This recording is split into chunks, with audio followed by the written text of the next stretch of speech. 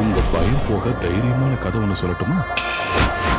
காட்டையே சுத்தி வர புலி சியாய் நீலகண்ட பகவான் கேசரி.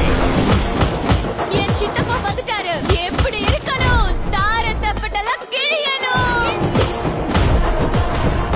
நல்லா இருக்கீங்களா ஆண்டி? திட்னா வாங்கி பாரு, இன்சல்ட் பண்ணா தாங்கி பாரு.